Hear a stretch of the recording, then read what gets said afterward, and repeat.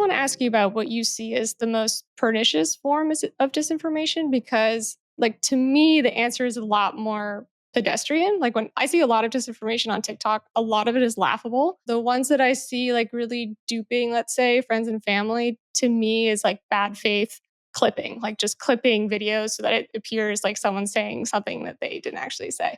But you are the expert, so I'm really curious what you find to be as the most pernicious form. I try not to put it to a particular form, and I try to put it to what I think is the most dangerous tactic. And the most dangerous tactic is anything that blends in really well. I mean, that is what they are trying to do. I think that so much of disinformation takes advantage of our existing biases. So if we think that we are not vulnerable, if we think we're smarter than that, we are already kind of inherently going to have our guard down. And the reality is most people do think they're smarter than that. They don't think they're going to fall for something as blatant as fake news. Fake news, sounds so false. But the reality is, especially foreign state actors, but really all people pushing disinformation strategically, they get it to blend in really well. They get it to look like it's coming from your friends or influencers you might follow. And they make it feel very in group. They use slang language. They use the cultural references that you might be getting from pop culture or other, meme accounts that you follow. And that's pretty pernicious. And they tailor that for the demographic that they're targeting. So if it's older people, they might do chain emails and print disinformation. If it's people in their 40s and 50s, that might appear in the form of creating Facebook groups that appear to be local, but are not actually run by anybody in the country. If it is the younger generation with autoplay and short form videos, there's a whole host of ways that they can create the illusion of a real news event or just, push false facts with really very little oversight where those facts are coming from. And I'm a big believer that the best thing you can do is be working really hard to get the information you need from your content online. It hasn't always been like this. We didn't always log on to our social media and enter our passive brain. Like if you'll remember when you used to log on and see what your friends were up to and you'd be at a desktop and you'd be clicking through photos and you might post on someone's wall and it was your friend and then your other friend might comment. But it was a really sort of social relational interaction that you were having. And at that stage, they were really focused on our data. That was the sort of obvious thing to be collecting on us. But now that they've focused on needing our attention, so our eyes can be looking at ads as much as possible, we really are online for as long as possible. And they are wanting us to be in that sort of passive brain. They don't want us to be actively consuming facts and critically thinking for too long. That would get tiring and we'd log out.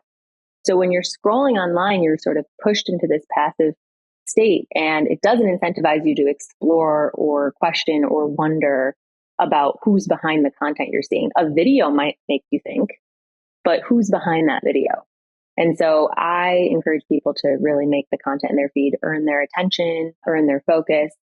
And that is what I repeat as often as I can, because the tactics keep changing. And the disinformation keeps evolving as tech keeps evolving, but it's always going to be the stuff that can slip into a WhatsApp group of a diaspora community where there is nothing but people in that diaspora community and really no one would give it a second guess. That is going to continue being the most dangerous in my opinion. I mean, it's clear, for instance, with X, formerly known as Twitter, that like whatever algorithm is governing the content of that is confounding, confusing. Clearly content is, popping up that none of us selected, wanted, and the content that we did follow isn't showing up. There may be, an Elon Musk algorithmic logic to it, although it's not entirely clear that even that's the case with it. Facebook Meta is clearly totally moving away from news as a driver of eyeballs in the way that it did for about 10 years. So whatever content is showing up is usually paid and sponsored. And again, confusing in a weird way. At least my own experiences between Reels and TikTok, at least those seem to follow some sort of, logic of likes or logic of eyeballs that it may be pernicious in its own way, but at least it makes some degree of sense. How do you deal with that reality? I mean, you alluded to it in your answer just now about the changing landscape of these algorithms, which, given that we have no transparency as to what they're even doing, it's doubly hard to catch up. Like, what do you do about that?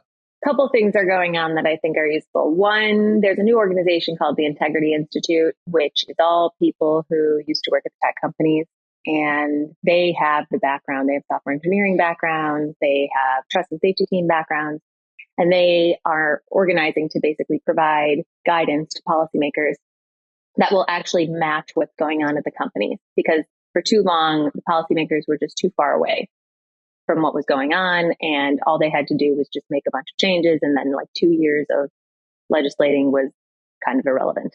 So we have to move faster, and I think organizations like the Integrity Institute help. Young people in the conversation also really help. Centering young people in the conversation useful because they are really naturally attuned to the very subtle shifts that happen. They catch trends faster. They're usually the first demographic that's going to pick up on the rollout of a new technology or a new social media app. And so keeping them in discussions and giving them the training and the mentoring that can make them sort of work in those settings and those higher stakes conversations, that's really important. On the actual policymaking side, I think that the things that we need to do is, one, require transparency. There are a whole bunch of ways to provide anonymized transparency without it crossing any privacy lines. And it's just ridiculous that the companies have actually rolled back what they used to provide. Meta sunsetted its tool CrowdTangle, which was a tool that pretty much everybody in the research industry was using. They sunsetted it. They got rid of it. Their ad transparency libraries, both Meta and Google, are really crappy and not maintained. Even requiring them to maintain their ad transparency library would be a very, very bare minimum great start. And it's sort of like a, universal thing that's going to be relevant whether they make changes or not. Then you have the risk assessments. And I happen to think risk assessments are a good way to legislate, because even though, yes, of course, the companies can sort of, grease those to fit their needs, it still requires them to provide some overview that the legislators can work back and forth with them on about their current platform, their current technology, and the current practices that they're using. How I keep up with it as a researcher and as someone who cares about this is by incorporating all those things I just mentioned into sort of my daily life. I mean, I'm a public opinion researcher. I try to be in conversation with people from a range of demographics as often as possible. That keeps me clued into how people are experiencing their online spaces. I think that with AI, we're doing a better job than we did with social media, getting into the room to start legislating sooner and faster. The EU AI Act is already going through the process of, I think it already passed, but then there will be several other steps for it to actually get into enforcement. So that's a good start. I mean, we were so far away on social media to getting to anything something similar, and we've learned our lesson now on AI. But we're going to have a lot of the same challenges with AI, which is that it's a little bit of a black box for a lot of legislators, and they have to rapidly find the experts they need to keep up.